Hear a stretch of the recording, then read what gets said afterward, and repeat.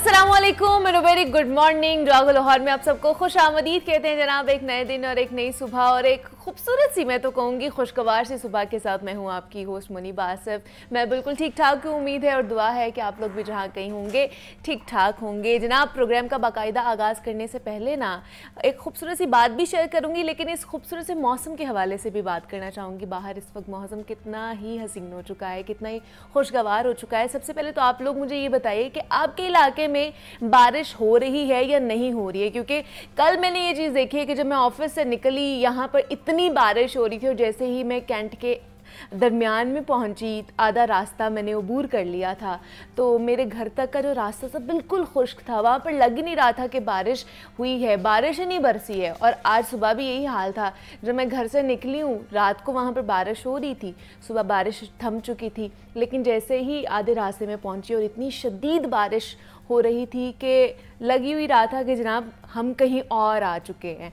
तो ये सारी सूरत हाल है, वक्फे वक्फे से बारिश हो रही है। तो आप लोगों ने ये मुझे बताना है कि आपके इलाके में किस तरह की बारिश हो रही है, क्योंकि ये अनप्रडिक्टेबल होता जा रहा है मौसम जो है हमारे साथ।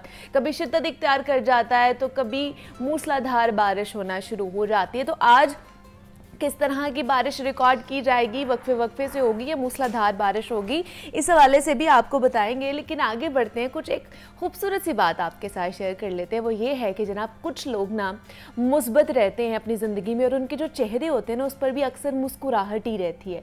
और जब भी उनसे बात की जाए ना तो उनकी सोच और उनकी बातों से ना एक उम्मीद झलकती है और ऐसे लोग हमें कम ही अफसुर्दा दिखाई देते हैं। जबकि दूसरी तरफ अगर देखा जाए ना तो वो लोग हैं जिनसे जब भी आप बात करेंगे ना तो सिवाय नेगेटिव थॉट्स के उनके पास कुछ भी कहने को नहीं होगा। हमेशा वो कंप्लेंट्स ही करते रहेंगे। और ये लोग अगर आपको मिलते भी हैं ना तो सिर्फ मुरझाए हुए चेहरों के साथ ही मिलते हैं। कभी भी आपको उनसे एक अच्छी या पॉजिटिव वाइब्स नहीं आएंगे और ना ही आपको कभी वो खुश नज़र आएंगे।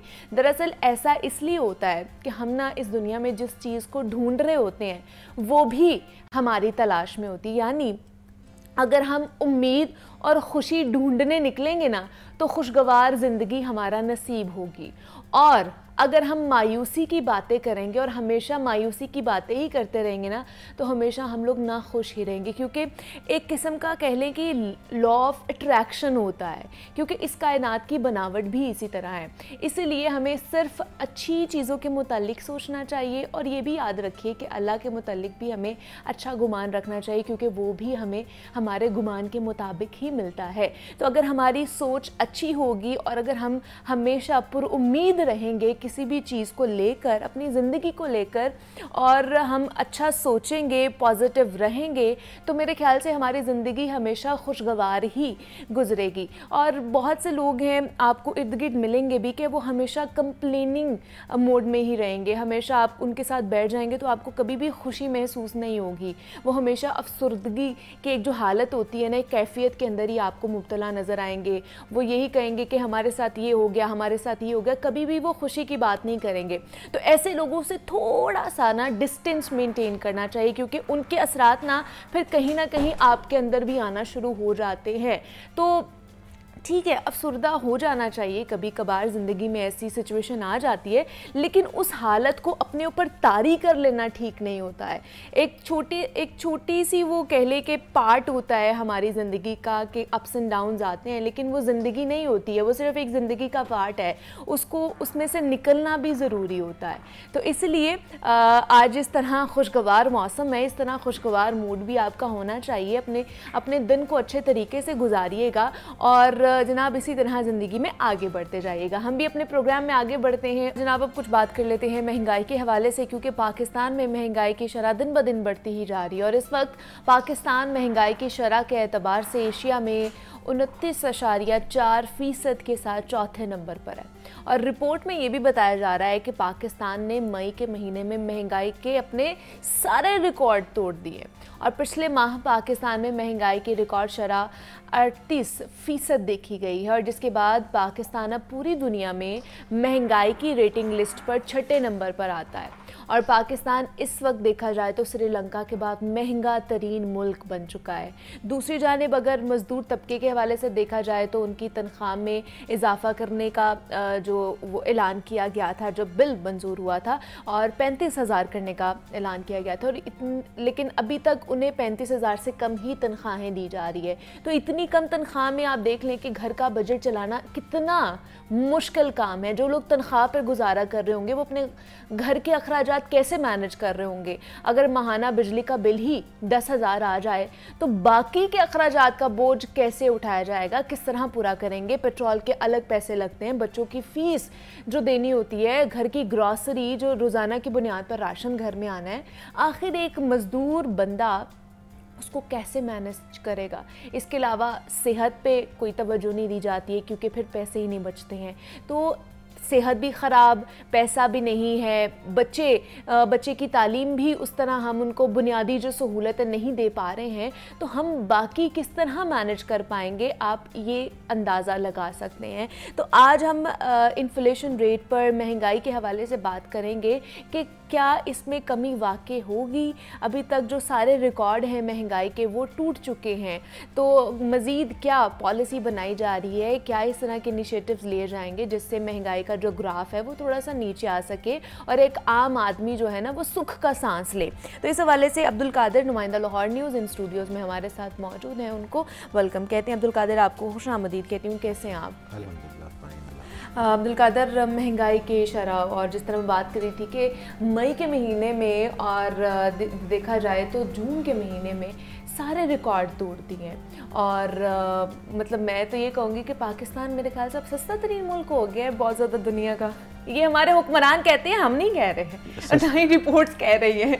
अच्छा, सस्ता तरीन मुल्क जो है वो करेंसी के एतबार से होगा कि सबसे सस्ती करेंसी है दुनिया का। कोई भी अगर आप करेंसी उठा लें, हाँ, डॉलर चाहे जो है वो टका उठा लें या कोई भी रियाल उठा लें, उसमें सबसे सस्ता यही मिलेगा आपको। तो इसका मतलब हमारी जो करेंसी है वो डीवैल्यू हुई है, बहुत ज़्यादा डीवैल्यू हुई है, इसलिए सस्ता करार दिया जा रहा है। और इसी वजह से ही महंगाई है, क्योंकि देखें आपने जितना भी आपका रॉ मटेरियल है, अगर हम ज़राअत में आते हैं, ज़रूरी मुल्क है, यहाँ की जो जीडीपी में ज़राअत का हिस्सा जो है वो सबसे ज़्यादा है। लोगों की ज़िंदगियाँ जो हैं वो ज़राअत के साथ जो है वो जुड़ी हुई हैं। किसान हो, चाहे वो सब्ज़ी फ़रोश हो, चाहे वो एक आड़तिया हो या ट्रांसपोर्टेशन का करने वाला हो जो खेतों से मंडियों तक ज़रिए अजनास की मुंतकली कर रहा हो। लेकिन इसके बावजूद जो ज़राअत की रॉ मटेरियल है, जिसके बग़ैर ज़राअत करना मुमकिन नहीं है, जिसके बग़ैर सब्ज़ियाँ, फल, दालें, चीनी, इवन देन जो है वो आटा जो है वो भी ज़राअत से ही है। गंदम होगी तो आटा होगा, गन्ना होगा तो चीनी होगी। हाँ जी। इस सारी की जो रॉ मटेरियल है वो बेसिकली जो है वो डीजल है, बिजली है, अच्छा, और उसकी जो है वो खादें वगैरह है। ठीक। ये तीनों चीज़ें जो हैं वो अपनी बुलंद तरीन सतह पे है। ये कैसे हो सकता है कि आपकी पैदावारी लागत जो है वो 100 रुपया हो कि आपने एक प्रोडक्ट तैयार की है और उसकी जो प्रोडक्शन कास्ट है वो 100 रुपीज़ पर केजी या पर यूनिट है, और आप उसे मार्केट में 100 रुपये के बजाय जो है वो 80 रुपये या 70 रुपये में किस तरह बेच सकेंगे? आप बिल्कुल भी नहीं बेच सकेंगे। दूसरा जो है, जिस तरह महंगाई की शरह बढ़ी है, जिस तरह कारोबारी सरगर्मियां जो हैं वो मांद हुई हैं, उससे हमारी जो पैदावार जो है वो भी खासी हद तक कम हुई है। पोल्ट्री पे ही हम सबसे पहले बात कर लेते हैं कि वो ब्रायलर है जिसे हम ये कहते थे कि ब्रायलर जो है वो एक गरीब का जो है वो खुराक है, का जरिया है। बिल्कुल, मतलब कि अगर आप अशराफिया के घर में जाते थे तो उनके घरों में ब्रायलर कम होता था जी। और अगर किसी गरीब के घर में मेहमान आ गया या मिलने वाले आ गए या कोई तकरीब है तो वहाँ पे ब्रायलर पक जाता था 200, 250, 300, बहुत महंगा है तो 350, 400 तक बिक जाता था। लेकिन अब जो सूरत हाल ये है कि 600 का जो फिगर है वो इसके साथ जुड़ा हुआ है। 650 हो जाएगा, 600 हो जाएगा, 550 हो जाएगा, और इसकी कीमतों के तयन के लिए जो है वो मैकेनिज़्म आज तक समझ में नहीं आ सका है कि ये मैकेनिज़्म जो है वो सप्लाई चेन पे रखा जाता है और ये कहा जाता है कि हमेशा नहीं, मैकेनिज्म है ही नहीं है सिरे से, या उसके ऊपर अमल दरामद नहीं हो रहा? मैकेनिज्म है। अच्छा। कि अब आप जब ज़िला इंतज़ामिया से पूछेंगे वो ये कहेंगे कि जी डिमांड एंड सप्लाई के ऊपर है। अच्छा, ठीक है। डिमांड बढ़ेगी, सप्लाई कम होगी तो कीमतें जो हैं वो बढ़ जाएंगी, कीमतें जो हैं वो ज़्यादा हो जाएंगी, और अगर डिमांड कम होगी तो कीमतें भी नीचे आ जाएंगी। इस वक्त मार्केट में महंगे ब्रायलर की डिमांड जो है वो 60 से 70% तक गिर चुकी हुई है, लेकिन उसके बावजूद कीमतें नीचे नहीं आ रही हैं। हाँ। और इन कीमतों को मसनूई तौर पर जो है वो ऊपर रखा गया। अच्छा, कीमतें आती भी हैं तो 1 रुपए, 2 रुपए, 3 रुपए, लेकिन जैसे ही ऊपर जाती है वो 10 रुपए, 15 रुपए जो कीमत में इजाफा किया जाता है। बिल्कुल ऐसा ही है। और इन आजकल जो ब्रायलर है वो 650 रुपये फ़ी किलो तक जो है फ़रोख्त किया जा रहा है। आज जो है 567 रुपये फ़ी किलो इसकी कीमत मुकर्रर की गई है, लेकिन ये 1000 ग्राम की कीमत नहीं है, क्योंकि इसमें चर्बी भी शामिल है, इसमें उसके कलेजी भी शामिल है, गर्दन भी शामिल है। जब आप इसको इसकी जो कैलकुलेशन निकालते हैं किलो की, इन तमाम चर्बी वगैरह को निकालने के बाद, तो वो तकरीबन जो है 650 साढ़े 600 रुपये फ़ी किलो तक ब्रायलर पहुंच जाता है। 650 रुपये फ़ी किलो का जो है ब्रायलर है। इसी तरह आयल जो है वो तकरीबन 500 रुपये फ़ी किलो के फ़ी लीटर के जो है वो राउंड अबाउट है। मुख्तलिफ़ कंपनियाँ, मुख्तलिफ़ ब्रांड्स हैं। उसके साथ जो है सुई गैस की कीमतें बुलंद तरीन सतह पर है, LPG की कीमतें बुलंद तरीन सतह पर है। यानी कि अगर एक आम मज़दूर जो यौमिया उजरत पे 1200, 1300 या 1000 रुपया कमाता है और उसके घर में अगर ब्रायलर वो पकाना चाहता है, 4-5 बच्चे हैं, 1 किलो ब्रायलर, तो उसे एक दिन की कमाई वहाँ पे सर्फ करनी पड़ेगी। प्याज इस वक्त मार्केट में जो है वो तकरीबन 80 से 90 रुपए फ़ी किलो है। टमाटर जो है वो 140 से 150 रुपए किलो। अदरक देख लें 1100 रुपए, मैं तो सुन के हैरान होगी, 1100 रुपए किलो अदरक जो है वो अब सराफा मार्केट की मेरे ख्याल में जो है वो एक आइटम बन चुका हुआ, क्योंकि शहरी जो हैं वो अगर वो ये कहते हैं कि हमें 100 रुपए का अदरक दे दें, तो वो 100 रुपए का अदरक जो है वो मेरा ख्याल है कि डंडी छोटी थोड़ा सा ही देंगे मेरे ख्याल से। और इसी तरह लहसुन जो है वो 500 साढ़े 500 रुपए किलो तक है। ये वो बुनियादी अज्जा हैं, चाहे आप दाल पकाएं, चाहे आप आलू की भुजिया पकाएं, इसमें प्याज, टमाटर, लहसुन, अदरक वगैरह लाजमी तौर पे जो है वो डलना, ऑयल के बगैर नहीं हो सकता। सूरत हाल जो है वो इस वक्त जो अदाद शुमार हमें मिल रहे हैं अदारा शुमारियात की जानिब से, वो जो है वो अगर उसका तकाबली जायज़ा लिया जाए मार्केट के साथ, तो मार्केट से कम सतह पर है। इस वक्त अगर 29.4% महंगाई बताई जा रही है, तो जो मार्केट में इस वक्त जो महंगाई है वो 29.4% नहीं, वो तकरीबन जो है वो 50% तक पहुँच चुकी हुई है। दुगना अखराजात लोगों के जो किचन के बजट जो है वो डिस्टर्ब हो चुका है, वो एक्सीड कर गए हैं। डिस्टर्ब क्या कह लें कि वो तो बेड़ा गर्क हो गया हुआ है। कोई भी अब उस तरह की ग्रोसरी नहीं करता जिस तरह पहले होता था कि 1 महीने का राशन आता था, सब्जियां एक हफ्ते की आती थी, अब रोज़ाना की बुनियाद पे है। अब अच्छा, फिर हमारी जो कहते हैं ज़रूरत ईजाद की मांग, पहले घी जो है वो लूज़ पैकिंग में भी होता था, खुला भी बिक जाता था, 2 किलो दे दें, 1.5 किलो दे दें, फिर वो 1 किलो की पैकिंग में आया चलेंगे तो हिफ्ज़ान सेहत के लिए बेहतर था। लेकिन जिस तरह लोगों की कुव्वत ख़रीद गिर रही है, सही, किलो की पैकिंग से आधा किलो की पैकिंग पे आया, आधा किलो की पैकिंग से फिर 1 पाव की पैकिंग में आया। अब 1 पाव की पैकिंग से जो घी की जो कंपनियां हैं उन्होंने अब 150 ग्राम की भी एक जो है वो साशे तैयार कर दिया हुआ है कि आपने अगर एक जो हंडिया पकानी है जिसमें 150 ग्राम तक घी डालना है, वो लेके आप डालें और अपना सारा दिन का जो है गुजारा करें। कल फिर नए पैसे कमाएं और आएँ और ख़रीदें। मतलब इसमें कंपनियां जो हैं उन देखें, पैदावारी लागत कम होगी, पैदावार बढ़ेगी तो चीज़ें सस्ती होंगी। अगर आप ये कहें कि पैदावार बढ़ गई है लेकिन उसकी जो कास्ट है वो कम नहीं हुई, तो चीज़ें किसी सूरत भी कम सस्ती नहीं होंगी। चीनी इस वक्त जो है वो 150 रुपये फ़ी किलो तक, 155 रुपये फ़ी किलो तक मार्केट में फ़रोख्त की जा रही है और किसी को कोई फ़र्क नहीं पड़ रहा कि ये किसी को कोई फ़र्क नहीं पड़ा। इससे मुराद है कि हुकूमत को कोई फ़र्क नहीं पड़ा है ना, हुकूमत को फ़र्क पड़ रहा है। देखिए, हुकूमत की कीमतें कहाँ जा रही हैं, सब्जियों की कीमतें कहाँ जा रही है, चीनी आटे की कीमतें कहाँ जा रही हैं, जो हमारी बुनियादी ज़रूरत है, जो रोज़ाना की बुनियाद पर हमने खाना है। और ना सिर्फ हुकूमत के हुक्मरानों को फ़र्क पड़ रहा है और ना इंतज़ामिया के अफसरान को कोई फ़र्क पड़ रहा है कि ये हो क्या रहा है। उन्हें क्या ही फ़र्क पड़ेगा अब्दुल कादिर, उन्हें तो मुफ्त में चीज़ें मिल रही होती हैं। खार तो अवाम ने होना होता है, खार तो हमें होना है। उन्हें बिजली मुफ्त में मिल रही है, उन्हें पेट्रोल मुफ्त में मिल रहा है, उन्हें बाकी सारी चीज़ें मुफ्त में मिल रही हैं, खार तो हमने होना है जाके। बिल्कुल ऐसा ही है कि जो एक शहरी जो मार्केट में ख़रीदारी के लिए जाता है वो उसे ये समझ नहीं आती कि वो क्या ख़रीदे और कितना ख़रीदे, क्योंकि जो कीमतें हैं वो रोज़ाना की बुनियाद पे बढ़ रही हैं। अच्छा, जो कीमतों का तयन है वो भी ज़बरदस्ती कम सतह पे किया जाता है। अच्छा, चाहे वो आड़ती हों, चाहे वो ताजर हों जिसमें दाल चीनी वगैरह शामिल है या आटा शामिल है। जो हमारी इंतज़ामिया है उसकी कारकर्दगी ये है कि मामलात को ठीक नहीं करना, मामलात को दबाना है। अच्छा, मतलब अगर चीनी महंगी हुई है तो आप चीनी की प्रोडक्शन क्यों महंगी हुई है, चीनी की कमी क्यों हुई है, आपने उन अवामिल का तदारुक नहीं करना। आपने ज़बरदस्ती कहना कि दुकानदार 130 रुपए में ही बेचे, दुकानदार 125 रुपए में बेचे, नहीं तो उसको जुर्माना किया जाएगा। ठीक है। इसी तरह सब्जियों की कीमतों में, इसी तरह दालों की कीमतों में भी यही सब कुछ हो रहा है कि दाल जो है वो आप बड़े मार्केट में चले जाएंगे, बड़े शॉपिंग मॉल में चले जाएंगे, वहाँ पे एक काउंटर लगा होगा, एक बड़ा मिस्कीन सा एक बेचारा सा काउंटर लगा होगा, उसके ऊपर बड़ा सा लिखा होगा डीसी काउंटर। मतलब कि उसके ऊपर जो ये एक वाज़े तौर पे जो इस सोसाइटी में जो डिवीज़न है उसको वाज़े तौर पे बता रहा है कि ये डीसी रेट के ऊपर ये चीज़ें मिलेंगी। डीसी साहब ने जो कहा है कि दाल चना, दाल माश और इनकी मयारी नहीं होगी, मयारी, वो मैं उसको कोई भी नहीं खरीदता। ऐसे ही है वहाँ पे। वो कहते हैं कि अगर आपको डीसी रेट पे चाहिए चीजें तो ये बड़ी हुई हैं, आप खुद देख लें। जिस तरह आप गाड़ियों के शोरूम्स में जाते हैं या आप जो इलेक्ट्रॉनिक्स या होम अप्लायंसेस की शोरूम में जाते हैं तो वहाँ पे जो है वो एक मॉडल लगा होता है, गाड़ियों का मॉडल लगा होता है, एसी फ्रिजों का मॉडल लगा होता है कि जी ये चीज़ें हमारे पास हैं। इसी तरह डीसी काउंटर का एक मॉडल लगा होता है, वो 6 माह पहले 4 किलो दाल खरीद के वहाँ पे रखी होती है, उसे कोई भी नहीं खरीद रहा होता।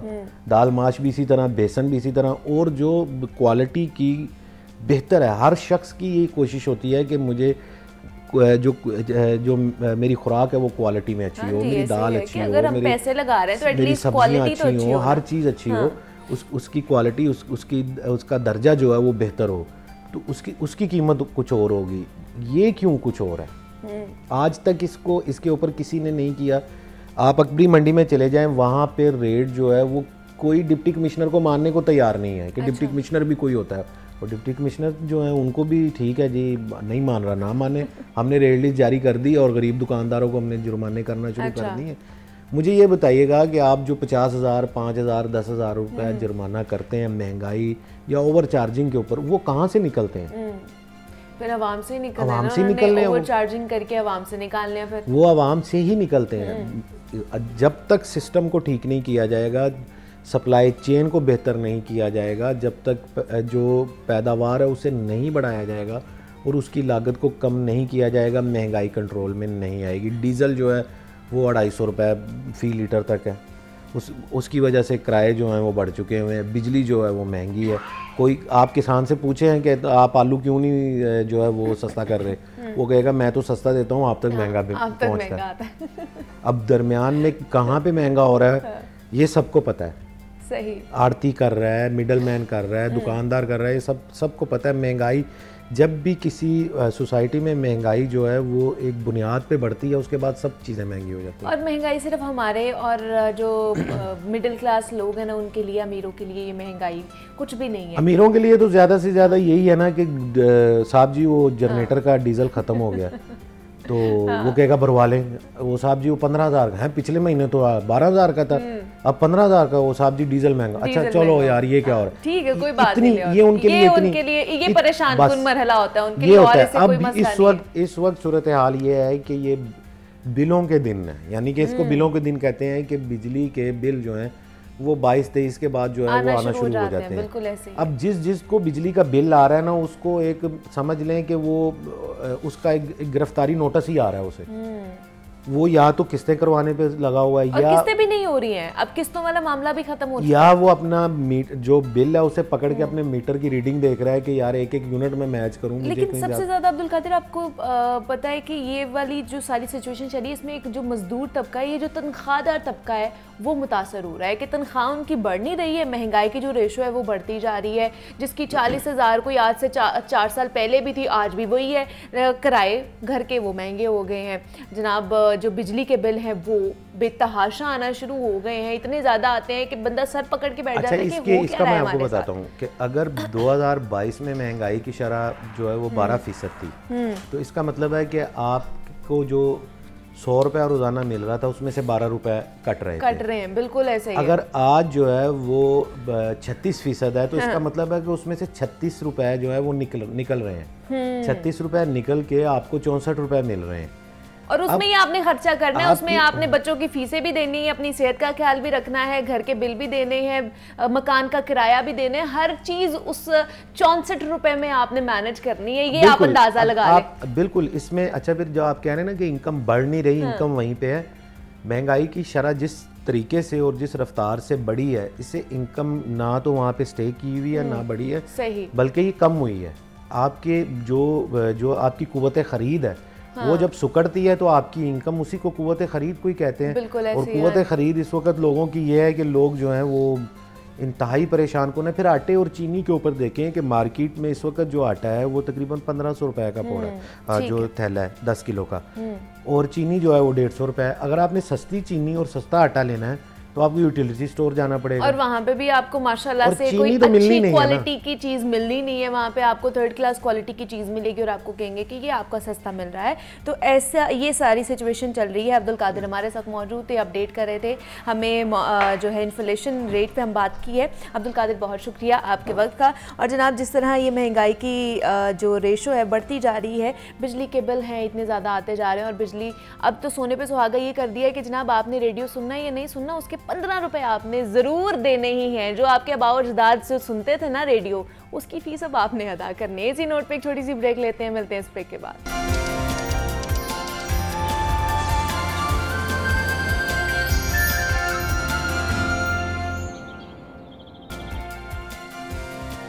वेलकम बैक टू जागो लाहौर। जनाब, अब कुछ बात कर लेते हैं मुआशरे के हवाले से। तो इस्लाम में ना निकाह जैसे पायदार मुआहदे को बग़ैर किसी वजह या ज़रूरत के ख़त्म कर देना एक नहायत इंतहाई नापसंदीदा अमल है, और 2000 से लेकर दिसंबर 2022 तक अदालतों में केसेस की शरह की बुनियाद एक रिपोर्ट में ये बात सामने आई है कि पाकिस्तान में तलाक की शरह में 60% इजाफा हुआ है, और जो इंतहाई अफसोसनाक अमल भी है। तलाक एक मुकद्दस और पाकीज़ा रिश्ते के खात्मे की ही बुनियाद नहीं बनता, बल्कि इससे 2 ख़ानदानों में रिश्तेदारी भी ख़त्म हो जाती है, और अगर बच्चे हैं तो ये जुल्म की तकलीफ़ मज़ीद बढ़ जाती है। नानो नफ़का, जहेज़ की वापसी और फिर बच्चों की हवालगी का जो अमल होता है वो नाकाबिले बयान और दुख उससे बहुत ज़्यादा होता है, क्योंकि तलाक हमारे मुआशरे में इंतहाई बुरा अमल भी समझा जाता है, जिसकी बहुत सारी वजूहात हो सकती हैं। हमारे रवैयों में अदम बर्दाश्त का होना, कम उम्री की शादी, और अक्सर जॉइंट फैमिली सिस्टम भी शादीशुदा जोड़ों के लिए अलहदगी का बाइस बनते हैं। कैसे?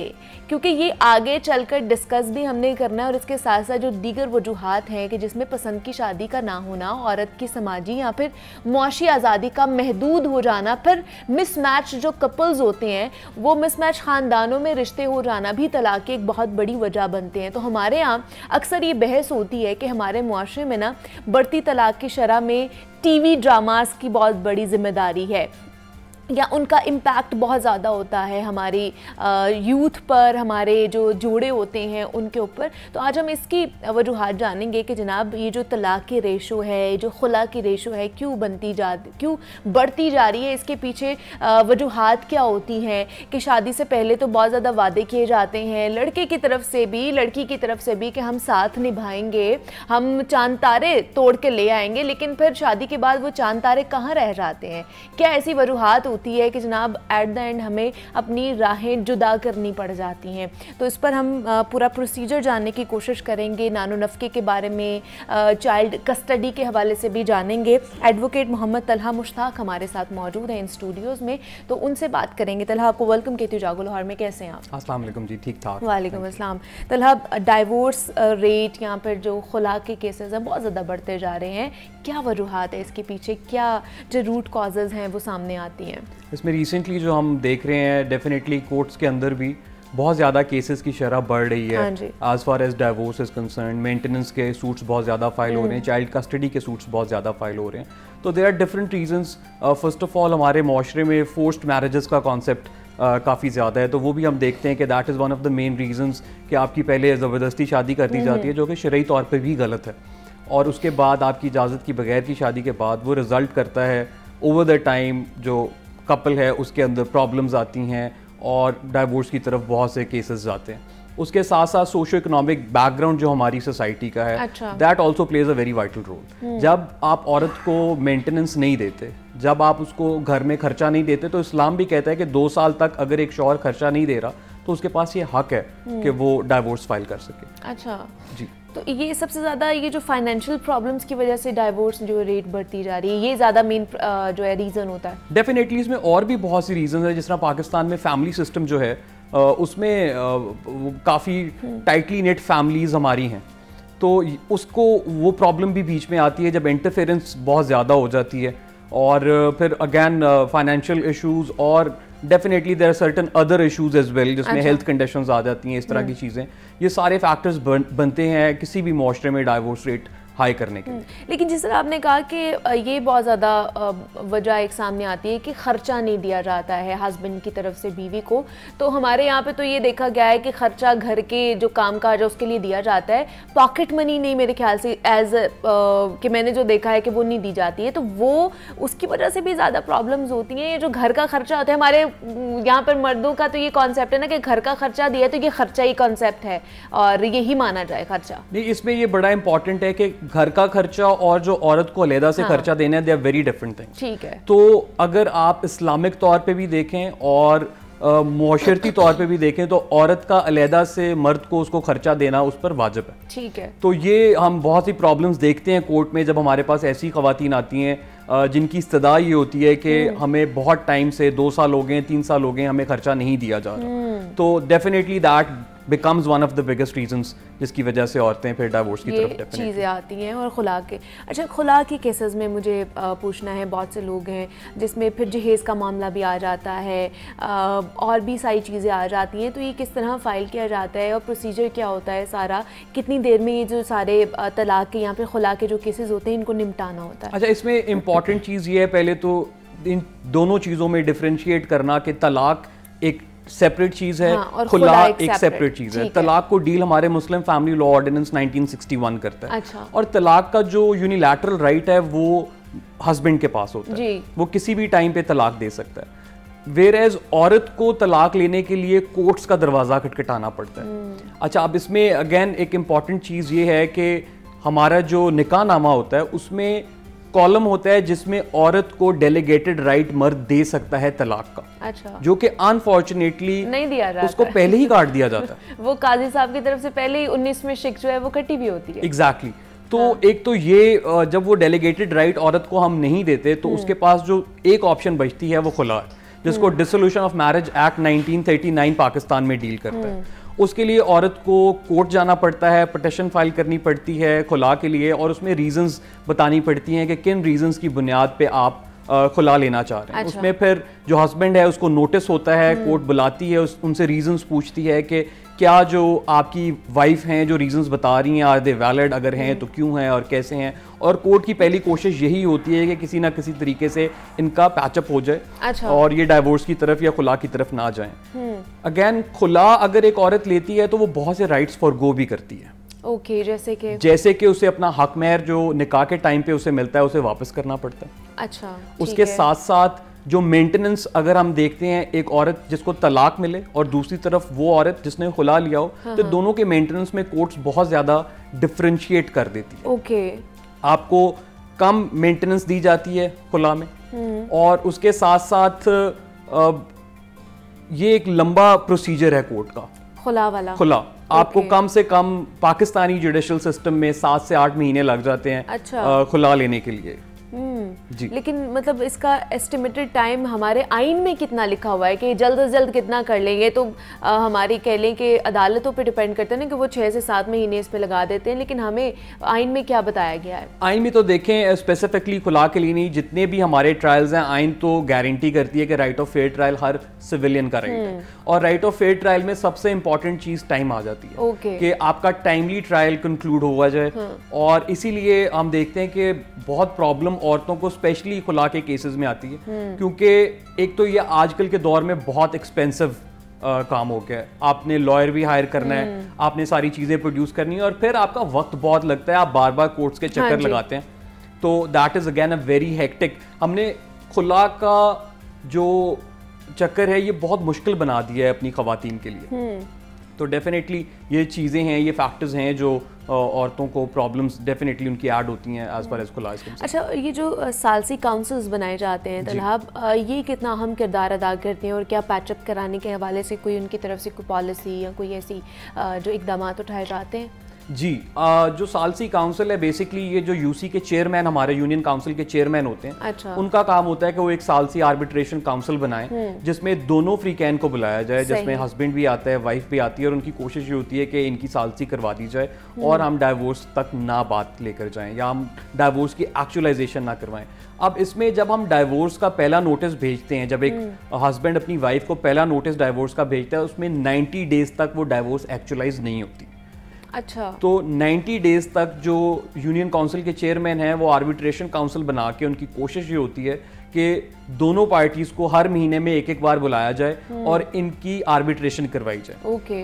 लेकिन अनफॉर्चुनेटली ये निज़ाम, ये सिस्टम तो बहुत अच्छा है, ये लॉज बहुत अच्छे हैं, लेकिन इस पे काम कितना होता है पाकिस्तान में, दैट इज़ वेरी अनफॉर्चुनेट कि इसको उस तरह से सीरियस लेकर इस पे काम नहीं किया जाता। मेयर फॉर्मेलिटीज़ बना दी गई हैं हमारे मुआशरे में। तो अगर इस पे काम हो तो होपफुली हम बहुत से पॉजिटिव रिजल्ट्स। लेकिन काम तो तब होगा ना कि जब ये काउंसिल्स होंगी। आपको लगता है काउंसिल्स हैं और काम कर रही हैं?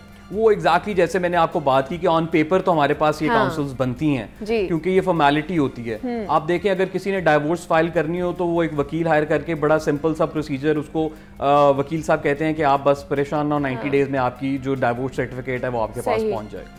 तो वो डेफिनेटली बाकी जितने भी अंदर के स्टेप्स हैं जो कि किसी वजह से हमारे कानून में डाले गए थे, उनको हम mere फॉर्मेलिटीज़ बनाकर और स्किप करके हम 90 डेज के बाद यूनियन काउंसिल से डाइवोर्स सर्टिफिकेट ले लेते हैं और वो जो सालसी काउंसिल का जो एक कॉन्सेप्ट है वो ही ख़त्म होता जा रहा है।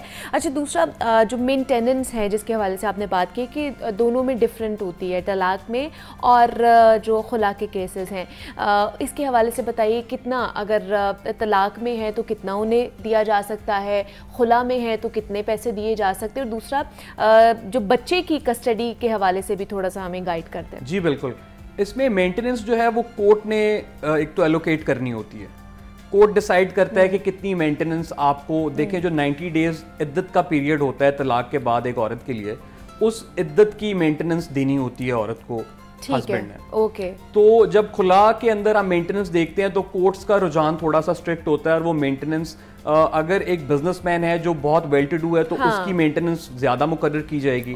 और अगर एक नौकरी पेशा इंसान है जिसकी तनख्वाह ही 30,000 है महीने की, तो डेफिनेटली उसका कुछ प्रोपोर्शन उसकी तनख्वाह का उन 90 दिनों के लिए मुख्तस कर दिया जाएगा उसकी वाइफ के लिए। सही। इसके साथ साथ बच्चों की मेंटेनेंस देना, जो नाबालिग बच्चे होते हैं वो लाजिम है हस्बैंड के ऊपर to provide that maintenance to their wife and their kids. तो उसके अंदर भी कोर्ट्स तायन करती हैं कि कितनी मेंटेनेंस होनी चाहिए, और उसमें हम देखते हैं कि कुछ केसेस में मेंटेनेंस ये है कि एक बच्चे की 80,000 पर मंथ मेंटेनेंस भी है।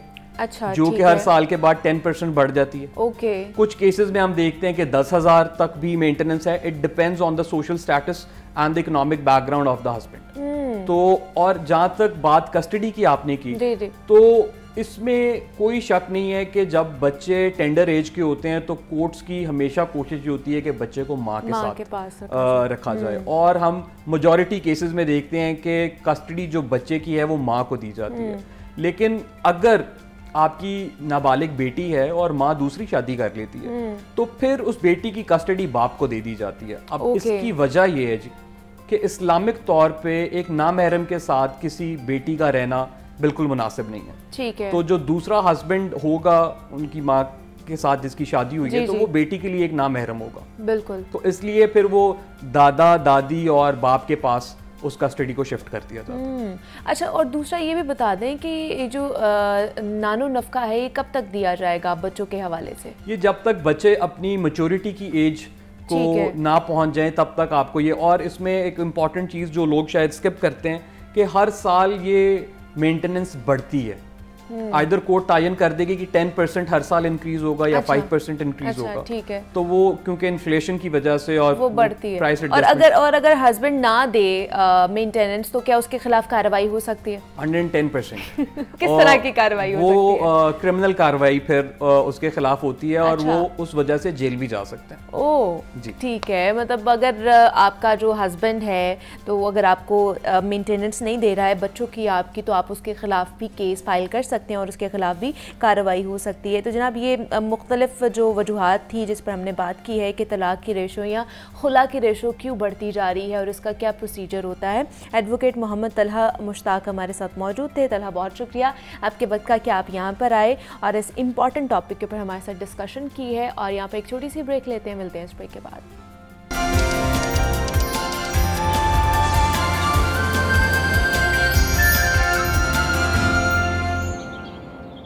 वेलकम बैक टू जागो लाहौर। जनाब अब कुछ बात कर लेते हैं आंखों की हिफाजत के हवाले से, क्योंकि मानसून का मौसम है और इस मौसम में बहुत सारी बीमारियां भी जन्म लेती हैं और आंखों के इन्फेक्शन की शिकायत भी बहुत ज़्यादा आ रही हैं।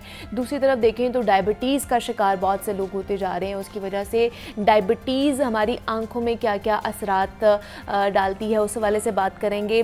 बच्चों में आँखों का कैंसर बहुत ज़्यादा पाया जा रहा है, उस पर भी बात करेंगे। और एनक का जो नंबर है बच्चों का बढ़ता जा रहा है, आँखें ख़राब होती जा रही, नज़र ख़राब होती जा रही है। क्या वजूहात है इन सब की और क्या ट्रीटमेंट है, इस पर बात करेंगे। इन स्टूडियोज़ में हमारे साथ मौजूद हैं प्रोफेसर डॉक्टर हुसैन अहमद खाकान साहब हैं जो कि आई सर्जन हैं। डॉक्टर साहब आपको वेलकम कहती हूँ जागो लाहौर में। कैसे हैं आप? Good morning, I am good. Doctor साहब डायबिटीज़ से मैं शुरू करूँगी क्योंकि इसके पेशेंट्स बहुत ज़्यादा बढ़ते जा रहे हैं। तो डायबिटीज़ की वजह से हमारी आंखों पे क्या क्या असरात आ सकते हैं?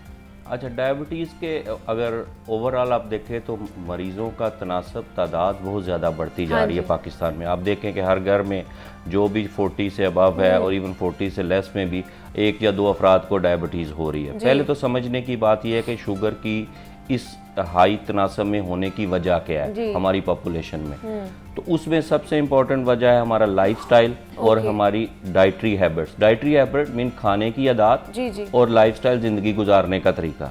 अगर आपकी खाने की आदत मुतनासिब नहीं है, जिसमें आप बैलेंस डाइट नहीं लेते और आप हर वक्त नशास्ता, कार्बोहाइड्रेट और ऑयल वाली चीज़ें खाते हैं, जिससे वेट बढ़ता है और जिससे शुगर होने का आगे ख़दशा हो सकता है। और आपकी लाइफ में लाइफस्टाइल इस तरह के सीडेंट्री है, आप हर वक्त बैठे रहते हैं, आप हर वक्त एक्सरसाइज नहीं करते और पूरा पूरा दिन बैठ के काम करते हैं। और उससे तो ये 2 वजूहात हैं, एक एक्सरसाइज का ना होना और एक खुराक का मुतनासिब ना होना। ये एग्रीवेटिंग फैक्टर्स हो सकते हैं किसी भी इंसान को शुगर के कराने के लिए। अब शुगर तो इस वजह से हो रही है, ये तो सिंपल सी बात समझ आ गई।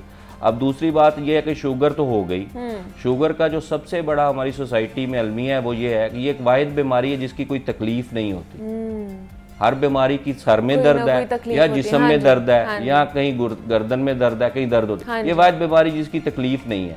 और आपको पता है इंसान की जबिलत में शामिल है कि जब तकलीफ ना हो तो वो परसू नहीं करता। ऐसे ही है। हाँ। तो हमारे बहुत सारे लोगों को जिनको शुगर होती है और उन्हें आइडिया भी होता है कि शुगर है और वो टेस्ट नहीं करवाते और ना डॉक्टर के पास जाते हैं और कई कई साल वो शुगर के साथ इसी तरह ही गुजारते हैं जब तक वो एक खातर खा हद तक आंखों को, गुर्दों को, दिमाग को और दिल को नुकसान नहीं पहुंचा देती। सही, ठीक है, क्योंकि जब तक दिल या गुर्दों या आंखों को नुकसान नहीं पहुंचेगा, अदरवाइज तो मरीज सिर्फ ये कह रहा है कि जी मुझे शुगर है, क्या फर्क पड़ता है। हाँ। डॉक्टर अगर कहते भी हैं तो मुझे तो कोई मसला ही नहीं है। हाँ, मैं तो खाता पीता अच्छा खुश रहता हूँ, मुझे क्या नुकसान हो रहा है। तो उस वजह से अमूमन हमारे मरीज बहुत देर से डॉक्टर के पास आते हैं। अगर आते भी हैं तो उनका जो इलाज है, इलाज थोड़ा महंगा भी है और पूरी ज़िंदगी के लिए करने के लिए होता है, तो इसलिए वो उतना इलाज भी नहीं करते जिस तरह उन्हें करना चाहिए। अब आ जाए दूसरी तरफ जो मेरा शोबा है। हाँ, अब जब एक शुगर एक ख़ास हद तक बढ़ी रहती है कई साल तक,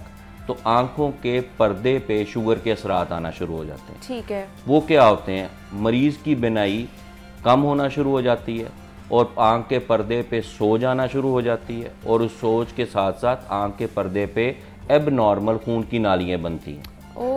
तो ये जब सारा प्रोसेस होता है तो इसमें से बहुत सारे अवामिल जो हैं वो इर्रिवर्सिबल ब्लाइंडनेस की तरफ ले जाते हैं कि बिनाई रिकवर भी नहीं हो सकती। ये सारे अलामत तब आती हैं जब एक लंबा अरसा आपकी शुगर अनकंट्रोल्ड है। अब जब ये अलामत आ जाती हैं तो तब मरीज हमारे पास आता है और तब बहुत सारा नुकसान आंख के पर्दे को, आंख के दरमियानी हिस्से को और खून की नालियों को पहुंच चुका होता है। अब उस वक्त अगर मरीज का इलाज किया जाए तो बिनाई को वहाँ पे रोका जा सकता है, ठीक है, या कुछ हद तक बेहतर भी किया जा सकता है, लेकिन बशर्ते के वो मरीज अपने जिस्म की शुगर को कंट्रोल करे। अब मरीज 2 से 3 जगह पे फंस चुका है, एक जिस्म की शुगर को कंट्रोल करना, एक आंखों का इलाज, और मीनवाइल उसे गुर्दों का भी आर्जा हो चुका होता है और दिल का भी।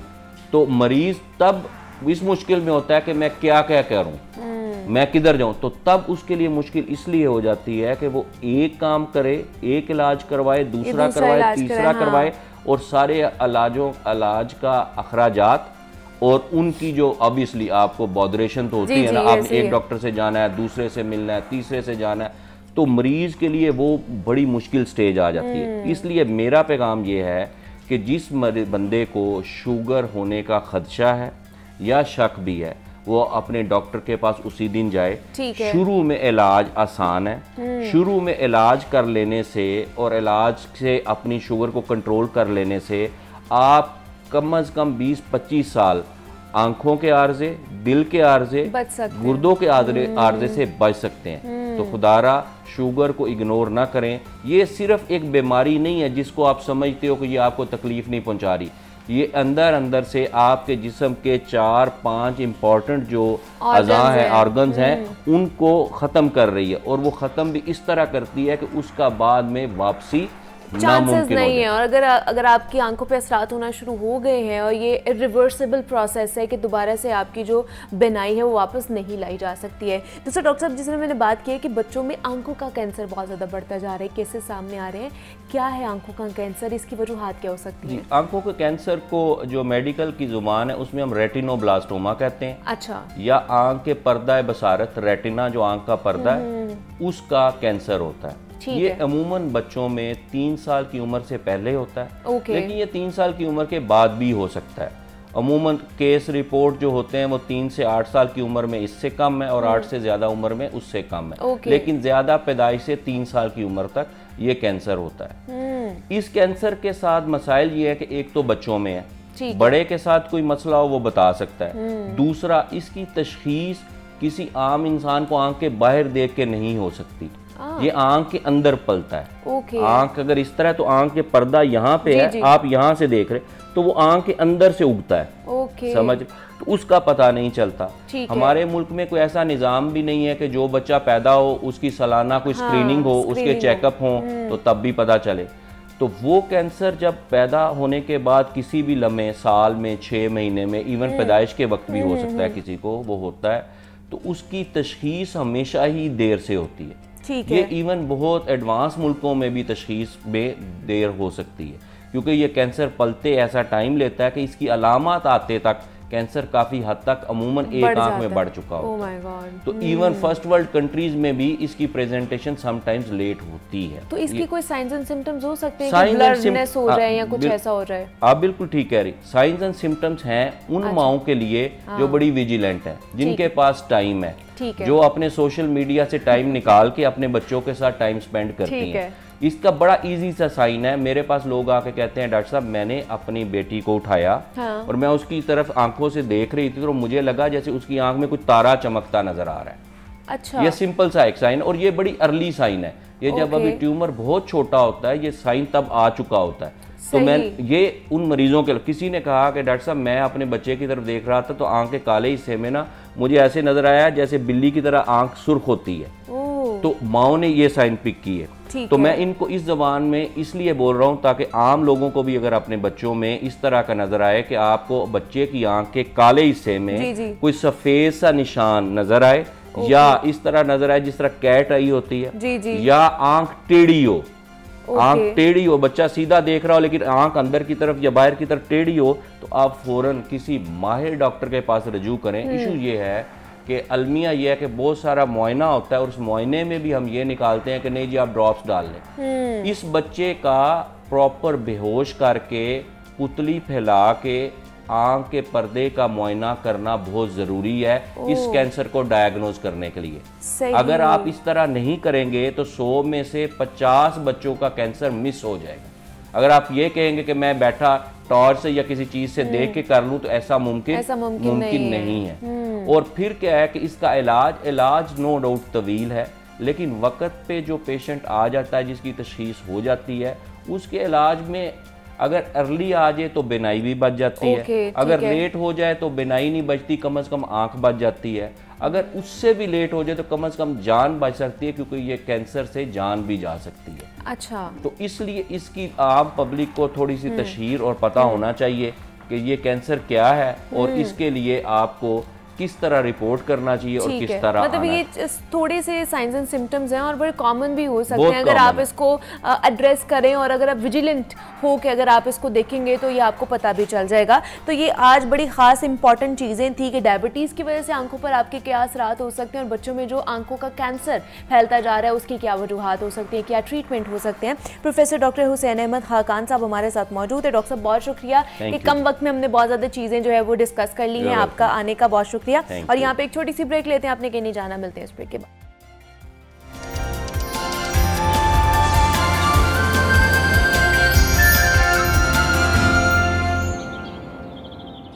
ब्रेक के बाद आप लोगों को खुश आमदीद कहते हैं। जनाब अब कुछ बात कर लेते हैं हमारे जिस्मानी ढांचे के हवाले से, क्योंकि अगर हमने सेहतमंद ज़िंदगी गुजारनी है ना तो जो हमारा जो ढांचा है जो मुख्तलिफ छोटी और बड़ी हड्डियों पर मुश्तमिल होता है उसका मजबूत होना बेहद ज़रूरी है। और अगर आप चलना फिरना दौड़ना चाहते हैं अपनी ज़िंदगी में तो इसके लिए लाजम है कि जनाब आपने अपनी हड्डियों का भी ख्याल रखना है। लेकिन आजकल मानसून का मौसम है, बहुत से लोग शिकायत करते हैं कि हमारे जोड़ों में दर्द है, टांगों में दर्द है, हड्डियों में दर्द है, हड्डियों का कमज़ोर हो जाना, भुड़बड़ापन, ये सारी चीज़ें जो है ये क्या वजह है इसकी, कौन कौन सी ऐसी ग़िज़ाएँ हैं जिनकी वजह से हमारी हड्डियाँ कमज़ोर हो रही होती हैं, कौन सी एक्सरसाइज हमें इसके हवाले से करनी चाहिए, क्या वजूहात हैं इसके पीछे, उस पर हम बात करेंगे। इन स्टूडियोज़ में हमारे साथ डॉक्टर अकमल ज़ेब मौजूद हैं जो कि ऑर्थोपेडिक सर्जन हैं। डॉक्टर साहब आपको वेलकम कहती हूँ जाको लाहौर में, कैसे हैं आप? Thank you, I am fine.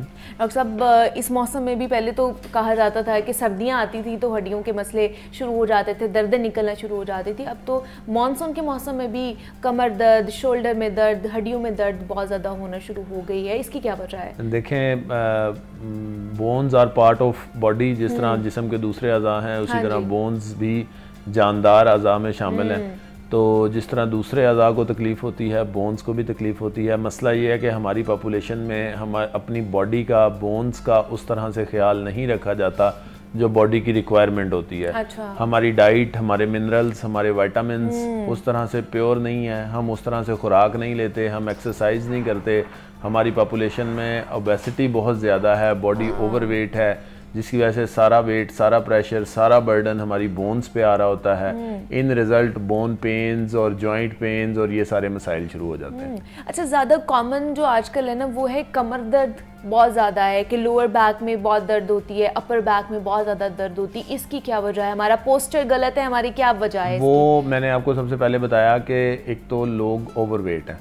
अच्छा, हमारी सोसाइटी में एक ट्रेंड है कि ज्यादा सेहतमंद उसी को समझा जाता है जो ज्यादा खाता है, जो ज्यादा खाता है, जो ज्यादा खाता है। उसके नतीजे में होता क्या है, लोग ओवरवेट हो जाते हैं और लोगों को पता नहीं चलता। एक होता है BMI, उसको हम कहते हैं BMI, बॉडी का मैस इंडेक्स होता है, उसे हम कैलकुलेशन करते हैं। आप अपनी पॉपुलेशन का कैलकुलेट करें तो हमारी 90% पॉपुलेशन ओवरवेट है। तो उस ओवरवेट का जितना बर्डन होता है आपकी बैक पे पड़ रहा होता है सबसे पहले। और बैक में दर्द होने की एक बहुत बड़ी वजह ओवरवेट होना है। दूसरी वजह सेडेंटरी लाइफस्टाइल है, एक्टिव ना होना, कहीं भी जाना, गाड़ी का इस्तेमाल करना, बाइक का इस्तेमाल करना, वॉक ना करना, एक्सरसाइज ना करना, उससे मसल्स की, बोन्स की वीकनेस हो जाती है। और तीसरे नंबर पे बहुत अहम जो वजह है वो एबनॉर्मल पोस्चर्स हैं। अच्छा। लोग मोबाइल यूज़ करते हैं, सोशल मीडिया यूज़ करते हैं या कंप्यूटर वर्क करते हैं। मोड ऑफ वर्क चेंज हुआ है ना जनरेशन गैप के साथ। जो पिछली जनरेशन थी उसका लाइफस्टाइल शायद कुछ और था, जो अगली जनरेशन आई उनका लाइफस्टाइल कुछ और है। तो इसका साइड इफ़ेक्ट के तौर पर एक चीज़ जो हमें गिफ्ट में मिली वो बैक पेन और पोस्चर चेंजेस और पोस्चर पेन्स शुरू हो गई हैं, बैक पेन बहुत ज़्यादा। तो इसका बैक पेन के हवाले से पूछना चाहूँगी, वो मर्द हों या औरतें हों, हर कोई इसकी शिकायत करते हैं, तो क्या इसका ट्रीटमेंट क्या है? क्या ऐसी एक्सरसाइज हम लोग कर सकते हैं जिसकी वजह से हमारा जो पोस्चर भी है वो भी अच्छा रहे और बैक पेन का मसला भी हल हो जाए? डेफिनेटली बैक पेन एक बहुत बड़ा मसला है। हाँ जी।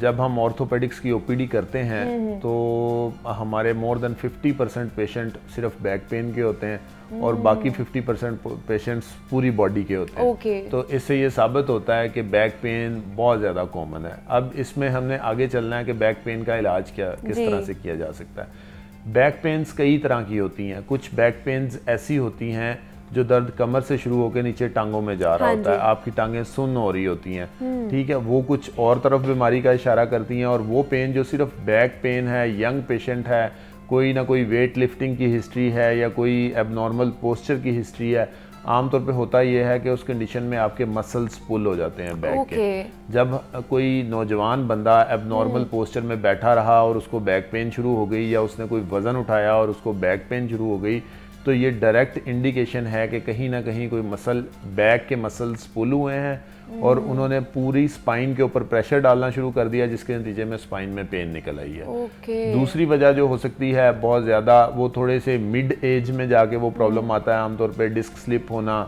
बोन्स के मोहरों के दरमियान अल्लाह ताला ने कुशन्स रखे होते हैं, उन कुशन्स का स्लिप हो गया, अपनी जगह से पीछे चले जाना, उसको हम कहते हैं डिस्क स्लिप। वो आमतौर पे मिड एज के जो लोग होते हैं उनमें देखा जाता है। तो ये भी बड़ा कॉमन है इसकी, लेकिन अलामात अलग हैं। इसकी अलामात में दर्द नीचे टांगों में जा रही होती है, टांगें सुन्न हो रही होती हैं।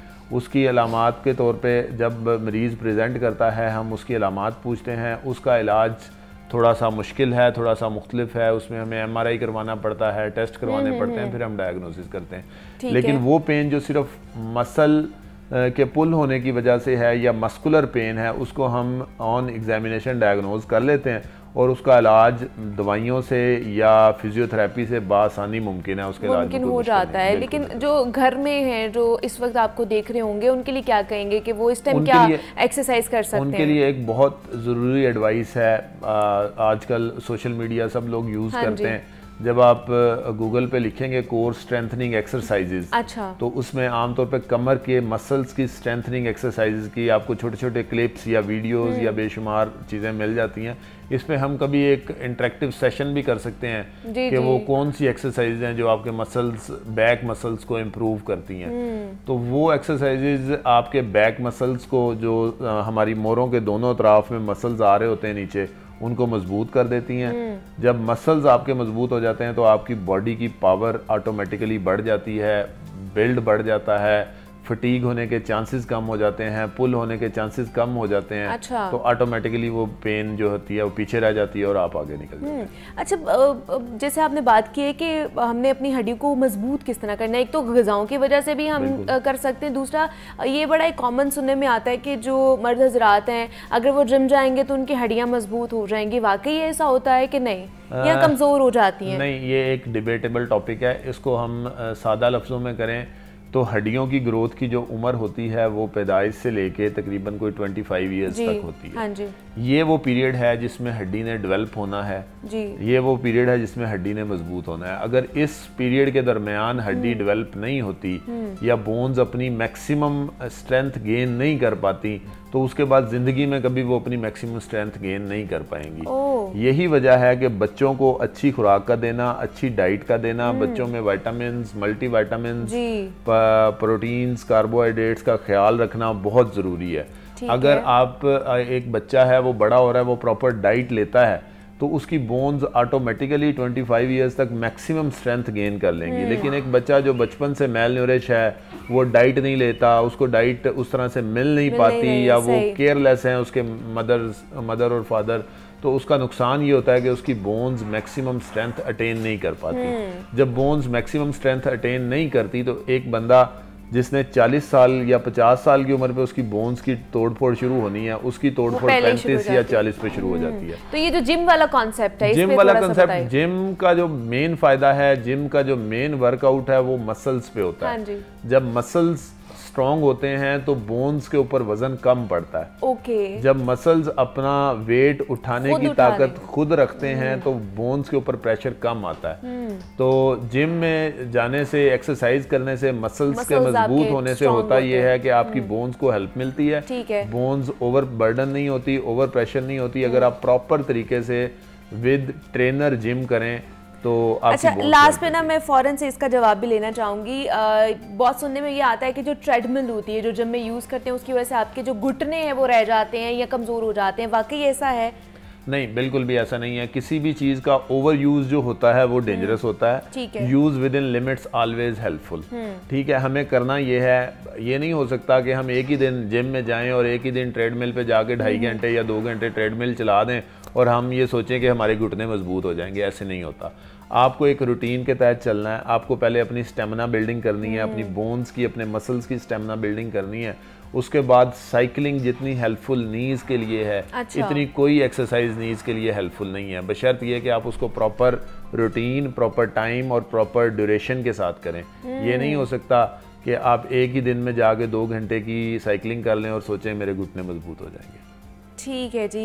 इस तरह जनाब ग़िज़ा पे बहुत डिपेंड करता है कि आपकी हड्डियां कितनी मजबूत होंगी। जिस तरह उन्होंने कहा कि जनाब 25 साल तक आपकी हड्डियां जो हैं वो बढ़ती हैं और मजबूत भी हो सकती हैं, तो आपको उसमें एक्सरसाइज का भी ख्याल रखना है और साथ ही साथ ग़िज़ा का भी, जो अच्छी ग़िज़ा आप ले सकते हैं जिससे आपकी जो हड्डियाँ वो मजबूत हों। हमारे साथ डॉक्टर अकमल ज़ैब मौजूद थे। डॉक्टर साहब बहुत शुक्रिया आपका, ऑर्थोपेडिक सर्जन है, कि आप यहाँ पर आए और हड्डियों के हवाले से हम बात कर रहे थे। हमें इजाज़त दीजिए, अपना बहुत सारा ख्याल रखिएगा। कल आपसे दोबारा मुलाकात होगी। अल्लाह हाफ़िज़।